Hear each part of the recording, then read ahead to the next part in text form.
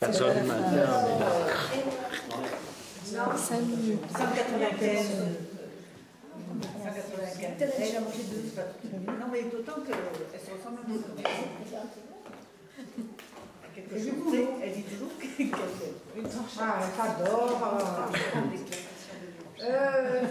Monique, Madame de Sévigné. Madame de Sévigné, on n'examinera pas l'ensemble de ces lettres, puisqu'elle en a écrit plus d'un millier, et que j'ai choisi de vous présenter.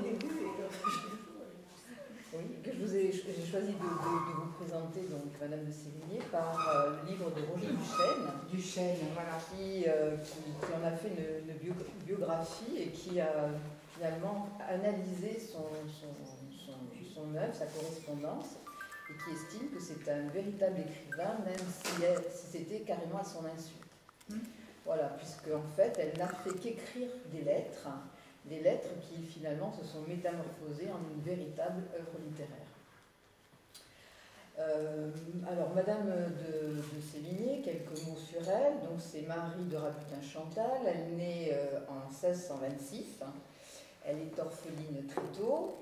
Et elle est élevée par la famille maternelle, les de Coulanges. Voilà. Elle acquiert une solide éducation. Elle se marie à l'âge de 18 ans, mais elle devient très vite veuve à l'âge de 25 ans. Son mari avait une maîtresse, il se bat en duel, il meurt. Donc, c'est très bien pour elle, puisque de toute façon, elle ne l'appréciait pas plus que ça. Et elle va donc se consacrer à l'éducation de ses deux enfants. Elle a un garçon, Charles, et une fille qui s'appelle Françoise et qui sera sa fille préférée. Parce que Charles, finalement, dans toute cette correspondance, elle en parle, mais souvent elle en parle sous un jour qui n'est pas si favorable que ça, parce qu'il lui cause bien des soucis, il a des maîtresses, il fait pire que pendre, il ne fait pas trop ce qu'elle veut, elle lui cause des soucis, et puis surtout, il va aller se marier en Bretagne, région qu'elle déteste.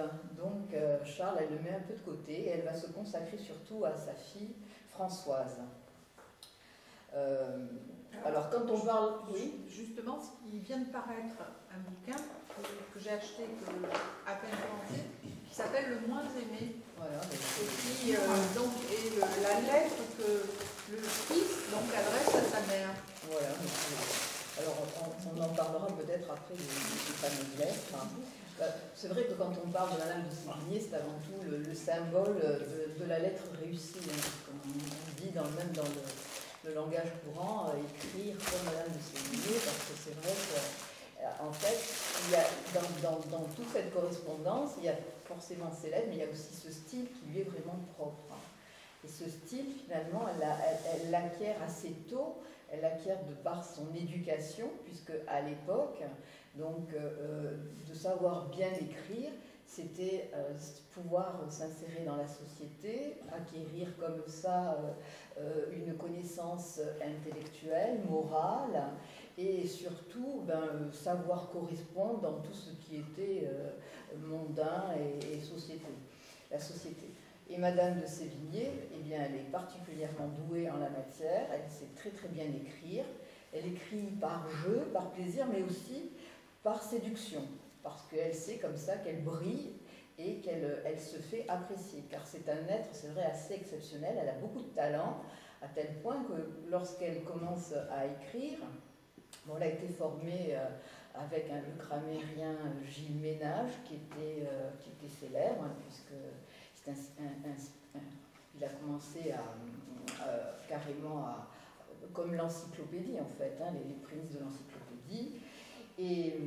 Et donc, à ses débuts, ces lettres sont même lues dans la société, tellement elles étaient exceptionnelles et qu'elles étaient plaisantes.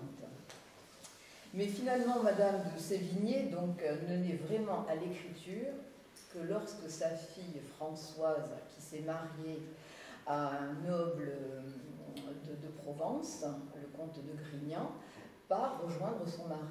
Et là, c'est la séparation avec sa fille chérie. Et c'est là où elle va commencer cette correspondance qui va s'étaler sur plus d'une trentaine d'années et qui va être très très abondante. En fait, Madame de Sévigné, dans cette correspondance, elle va exprimer surtout son amour un amour passionné pour sa fille. Un amour qui pourrait, enfin ces lettres, c'est presque des lettres d'amoureuse, hein, puisque quand elle pleure, elle raconte sa passion, son chagrin, la douleur de la séparation, l'absence, le manque, et enfin, comme si c'était quelqu'un de qui elle est amoureuse. Et ce sont des émotions qui sont vraies et sincères, parce qu'en fait, tout ce qui est dans ces lettres, c'est quelque chose de bien réel et de vécu. Il faut dire qu'à l'époque, on ne se déplaçait pas beaucoup. Voilà. Et revoir sa fille, c'était très difficile. Et c'était très difficile. C'était hypothétique. Voilà. Et ce qui a pu, disons, favoriser cette correspondance, c'est la Poste, la création de la Poste, qui est devenue monopole d'État et qui, avec des courriers à jour fixe, ce qui fait qu'elle s'écrivait pratiquement 2 fois par semaine de façon très très régulière, et comme ça la correspondance a pu être très fluide et fournie. Mais entre la mère et la fille, bon, c'est un amour passionné, mais ce n'était pas quelque chose d'acquis, parce que en fait, la fille avait des points avec sa mère de mésentente, parce que la mère quand même avait un caractère fort, donc elle n'était pas d'accord sur tout.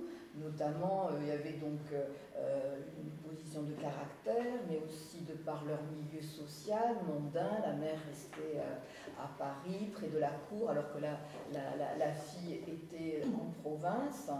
Ensuite, il y avait aussi l'évolution de Madame de Sévigné, notamment par rapport à sa religion, puisqu'après, elle est devenue janséniste, donc sa fille n'avait pas les mêmes idées. Donc, elles se sont plus ou moins accrochées. Et la mère a essayé, par cette correspondance, de se rapprocher le plus de sa fille et de s'en faire aimer. Et finalement, après tant de lettres, elle est quand même arrivée à ce qui est cette entente tant désirée.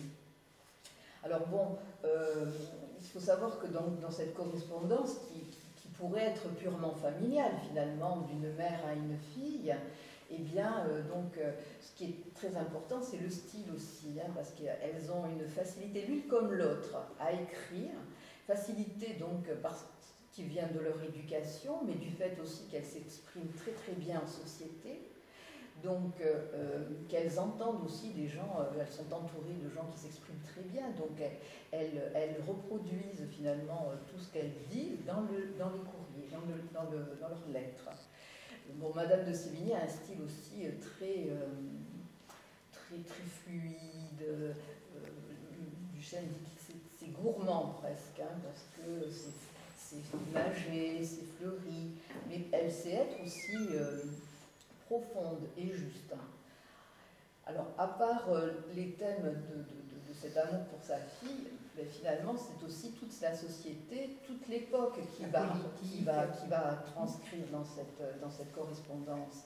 Parce qu'en fait, à chaque fois qu'elle écrit, elle s'inquiète donc de sa fille, mais elle va lui raconter tout ce qui se passe dans sa vie. Et non seulement ce qui se passe à la cour, ou lorsqu'elle a été reçue chez ses connaissances, mais également elle lui raconte tous les événements majeurs, politiques, même elle joue un rôle d'historienne, parce que c'est un reporter, on peut parler qu'elle fait des reportages, puisqu'elle retrace les événements, mais également elle raconte tout ce qui se passe d'intéressant dans la société, de façon à ne pas couper sa fille de toute la vie parisienne. Elle veut que soit maintenu justement ce lien avec toutes leurs connaissances, et que sa fille, bien qu'elle soit loin d'elle, ne soit pas coupée de toute cette vie parisienne, en fait, de tout ce qui se passe à Paris. Et d'ailleurs, bon, au niveau des événements historiques, bon, il y a des lettres assez célèbres, notamment le procès de Fouquet, où elle a été concernée, l'affaire des poisons. C'est pas la lettre à M. de Pomponne? La lettre à M. de Pomponne, et puis il y a le fameux suicide du cuisinier Vatel. Voilà, la mariée n'était pas arrivée et il s'est suicidé. D'ailleurs, je je vais vous lire, alors là c'est pour vous montrer à la fois la façon dont elle avait quelque chose de très enjoué, de très malicieux, et de très vivant. Les lettres, c'était le mariage de Lauzun,